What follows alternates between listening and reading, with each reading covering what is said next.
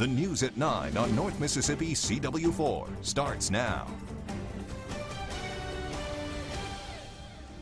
Thanks for joining us tonight at 9. A tragic story tonight out of Itawamba County after investigators say a 4-month-old baby girl is murdered. One man now faces a capital murder charge in connection to the case. Riley Martin tells us what led police to the suspect. Itawamba County Sheriff Chris Dickinson says the case began Tuesday as a medical emergency. We received a 911 call there in the Tremont area. When we got there, the child was, lifeless, although still breathing. The child was carried to the Amory Hospital and then transported by air to Le Bonheur. The child had been on life support until just a short time ago. 35-year-old Randy Dell Jr. is charged with capital murder in the child's death. Sheriff Dickinson says Jr.'s wife was babysitting the infant and left him alone with the child for a short time when the fatal injuries allegedly occurred. The babysitter had left the residence to go to a store, and when she got back, she saw the emergency, the crisis situation that was at hand, and called 911. The sheriff says the babysitter is distraught and will not face any charges. Sheriff Dickinson says the infant suffered severe head trauma and may have had other injuries. He says cases like this take a heavy toll on law enforcement, who will do all they can to make sure justice is served. It's sad, it's not like somebody jumping on me. I can defend myself, but you've got a 4-month-old that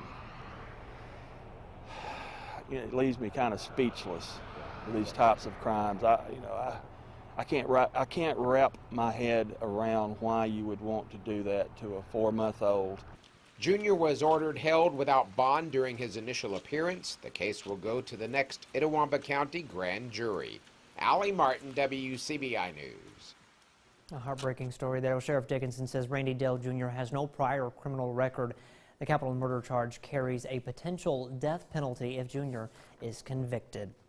A Starkville man faces charges after police say he's accused of choking a woman. 34-year-old Carl Ward III turned himself in to Starkville PD. He's charged with domestic violence, aggravated assault. Investigators say the assault happened on Louisville Street back in March. Ward turned himself in to police yesterday. He has been released from the Oktibbeha County Jail on a $25,000 bond.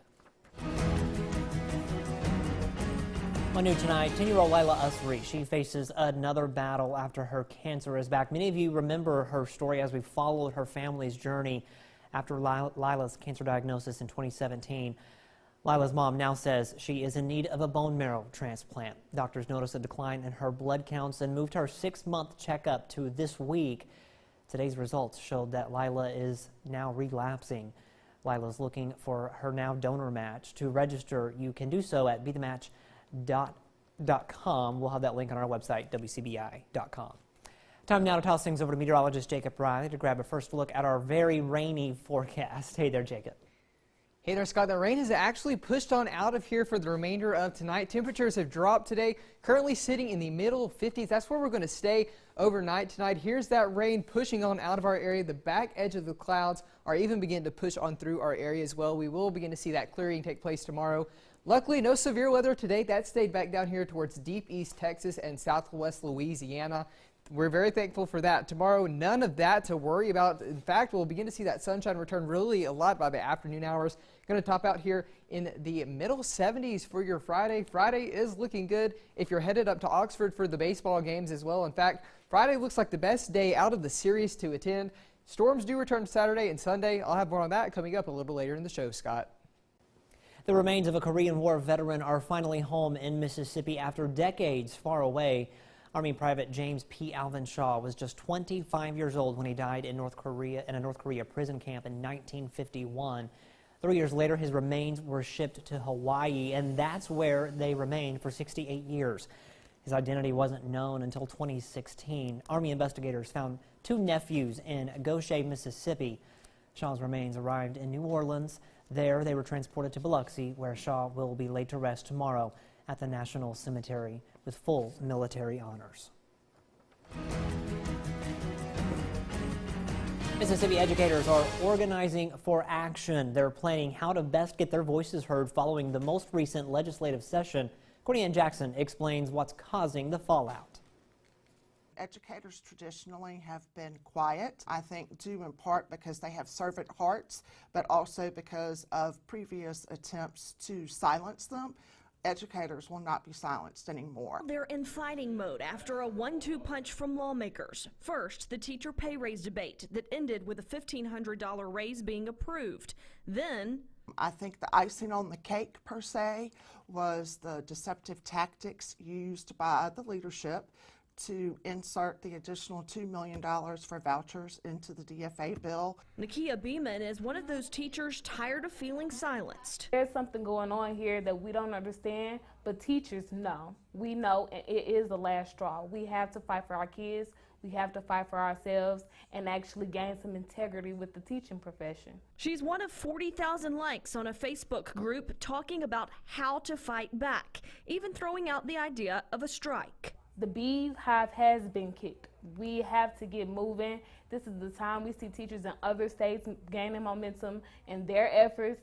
This is very much the time to do so on our behalf too. But a strike is technically illegal here. Mississippi teachers did strike back in 1985, but the legislature turned around and passed a law banning teachers from future strikes. Regardless of whether they strike, there could be implications for the upcoming statewide elections. I think mad and eager to go to vote later this year would probably be a good capture of what educators are feeling. A survey is also raising the possibility of a one-day statewide sick out where everyone takes off sick the same day. Cw4 Jackson, WCBI News. Plans for a major renovation and expansion of the Bancorp South Conference Center are moving right along. Tupelo City Council members agreed to a $16 million loan financed by bonds to pay for the project. The project includes new conference space that will be built west of the current facility. There will be a covered walkway between the conference center and the Bancorp South Arena. Currently, there is 10,000 square feet of conference space, but the expansion would more than double that usable space. The new debt will not require a tax increase. Well, have you ever wanted a car for Christmas? For students at EMCC, it was sort of like Christmas after Toyota donated 2 Corollas to the students at EMCC's Automotive Technology Department. With a shortage of automotive technicians, the automaker says this will help prepare the next generation of workers to make repairs on modern vehicles. These cars also show students the latest technology that can be found on today's vehicles.